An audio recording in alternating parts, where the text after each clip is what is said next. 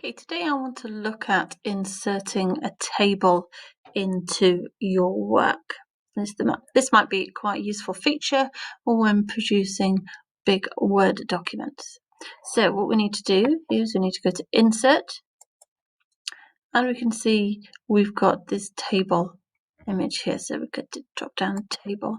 Now if we know how big our table is going to be, we can decide how many columns by just highlighting them on this little grid, and also how many rows. Remember, columns are across and rows are down.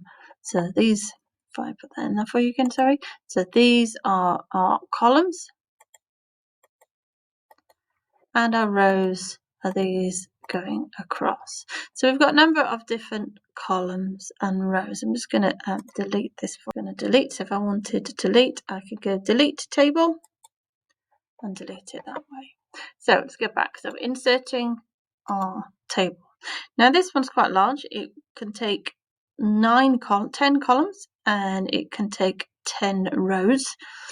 But actually you might need something larger than that. And if that's the case, then we can go to Insert Table, and we can decide how many columns and how many rows we want to do. So we'll change this to 12. And we'll have the 5 columns, and we'll go OK. So there we are with our columns and our rows.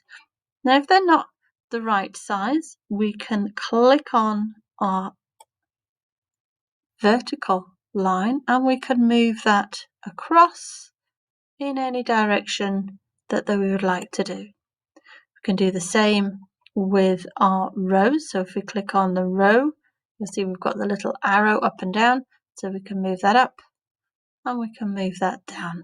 So we can change those whichever way we want. What we can also do is we can colour in these boxes if we want them to be a particular colour. So if I take this column here and I want to do a colour, I can do shading. I can pick a colour. So in this instance, we'll choose a dark blue, and we can put that blue in that column. So we can have a different colour in different cells, because these little blocks here are what we call a cell. So we can do the shading, and that will actually make our work look a little bit more three-dimensional.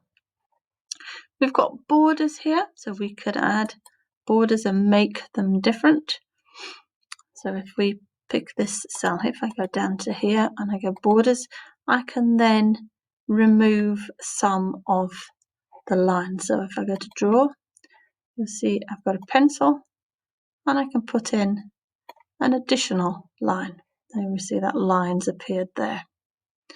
So we can put those in. So these have got a variety of different options.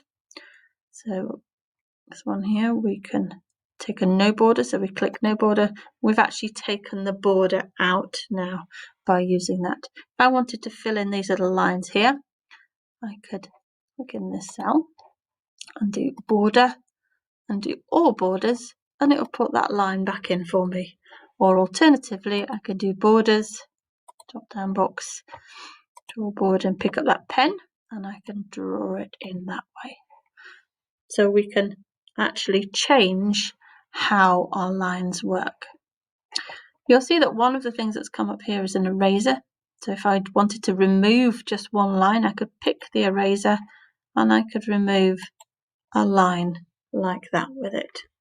So it means that we don't have to have a very formal and staid table. We could actually change some of the cells to be different sizes, so we can play around with it slightly.